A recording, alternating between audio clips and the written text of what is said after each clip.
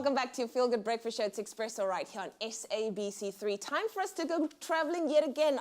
Thank you, Princess, my darling, my angel, my everything. Graham and Josie Eveleigh are here to bring you up to speed on all things local and lekker when it comes to traveling. It's a Travel Tuesday, time to inspire you to get out and explore your backyard or the great big wide world out there. And we're going to do it with, I think, the most intrepid traveler out there, Josie Eveleigh. Josie, welcome back. I'll take that, yeah, perfect. You are intrepid, man. You really are. You're like our Lara Croft. That's how I envision your adventures. Obviously, it's winter, and it's cool to indulge the cozy cabin log fire, but sometimes we just want to get out of Dodge and go somewhere warm. What are some of the alternatives? How can we approach traveling in winter if we need to just get out of here? Do you know, that's always my challenge. You know that I'm a big summer person. I know you are too. And so when winter comes around, I work extra hard to find some of those little carrots on the stick that sort of get me through the colder season. And this year, there have been some gems that have been sprouting up. So I'm going to share with you my top 3 sort of picks that are a little bit current at the moment. The first one is a mountain retreat, which is all around sort of getting back to nature, digital detox, all of those big words in travel at the moment. And we need it. Sure. And it's called Akasha. So it's just outside of Heidelberg, and it's done in a sort of Moroccan style. So the guy behind it actually helped build this beautiful lodge with his own hands. A lot of the stuff was sourced from trips to Morocco. And you literally have 360-degree views of Valley, of the Langeberg. It's next level. There is very, very weak Wi-Fi and a much stronger connection than you expected when you go there. Horses all around, super chilled, all about fire, stargazing, hammocks. There's a hammock. I was going to say, I mean, I've spent time in that area, and at night, what you see, it's revolutionary to see a night sky in an open space like that. Big time. I love that. Okay, so that's one. Okay, so that's one. Then there's, for second place, it's a bit of a tie because I think the shipping containers are so popular and modern at the moment. And there's a lot of people doing some cool projects around sort of renovating them.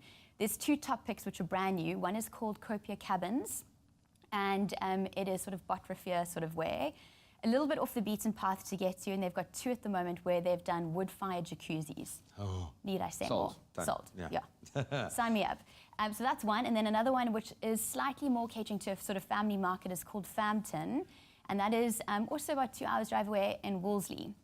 Same vibe, fishing on a dam, 2 bedrooms, so it sleeps 4. Or if you want to go as mom and dad and bring the kids, that's fine. But it is just the perfect peaceful weekend. Really, really good stuff, yeah. I love that, man. Yeah. I just want to stop working right now. Yeah. What is it about these places that kind of made them stand? Obviously, each one has its own individual appeal, but it seems like access is playing a bit of a role here. Why did these jump out?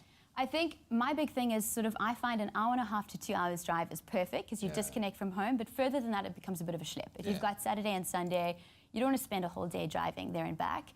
So I think that 2 hour is like the perfect for me to sort of escape and have like a proper weekend. So it's accessible. There may be a bit of off-road, but it's doable in any car, so that's not an excuse. And I think these are really reasonable gems of something where if you worked out what you'd spend at home going out for maybe a breakfast or a dinner, you're pretty much looking at the same budget. Yeah. So no more excuses, just prioritize and make that the sort of break that you need. And then I have saved my piece de resistance for life. It's dropping bombs. Farm 215. It's one of those ones I always say, but I actually hate telling people about it because the day that I try and phone and it's booked up, I'm going to cry. But for me, it's a little bit outside of Gansbaai, and it is on a Fynbos reserve. Ooh. And they've got, I stand corrected, but I think they've got 6 Fynbos suites. And it's kind of like a contemporary pod amongst the Fynbos. And then there's a manor house. The horses roam freely. Everything that you eat on site, there's an incredible chef called Bruce. He does everything that's grown on site. So everything that you eat is from the farm. And it is next level. It is luxury, but you get your little torch at night. There's no electricity. It's fire, it's stargazing, and it is luxe. What's the name again, quickly? Farm 215. Farm 215. I'm picturing you phoning. Do you know who I am? Yeah. Do you know who I am? You must have a room. Awesome, man. So don't allow this time of the year to overwhelm you. I know it's winter. I know we're working really hard. Take a break. Go somewhere that's close, it's accessible, and something, by the sounds of it, completely different as well. Awesome.